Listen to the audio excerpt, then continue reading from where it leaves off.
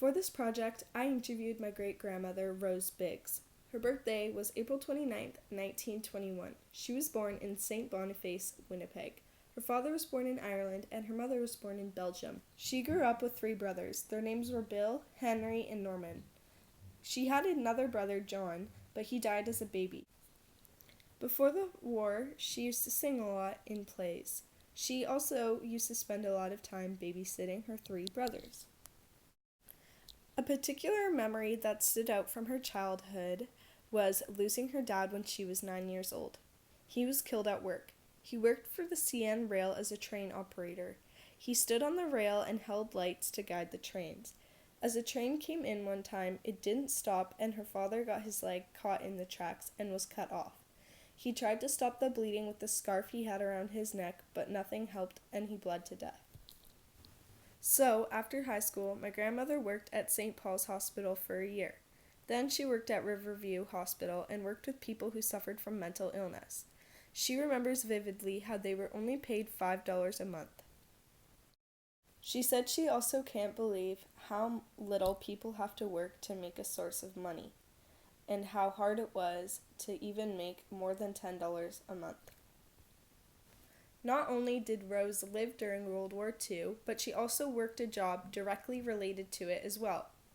She took a course on Sea Island for riveting and worked for Boeing's making PBYs. She called these the best flying boat. A riveter is someone who works on planes by putting the rivets in them. Rivets are very important because they hold the plane together, and if they weren't there, then the plane would fall apart.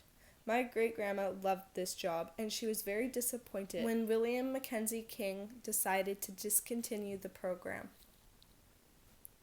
I asked Rose what it was like to be involved in the war. She said food was rationed with stamps and sugar was scarce. Also, gasoline was hard to come by with only so many gallons being made to people. Also, all their windows had to be blacked out.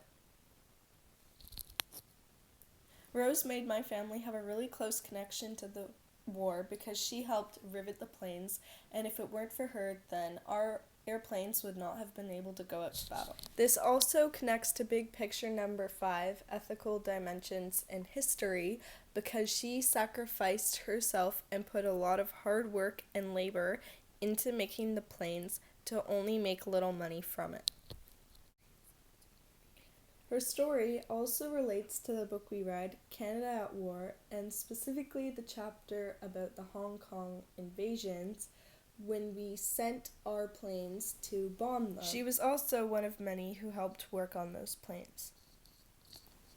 She lived a good life and sacrificed a lot for us to be where we are today, but sadly she passed away a few years ago. Luckily, though, I was able to collect this information with her before she died, as well as asking other family members.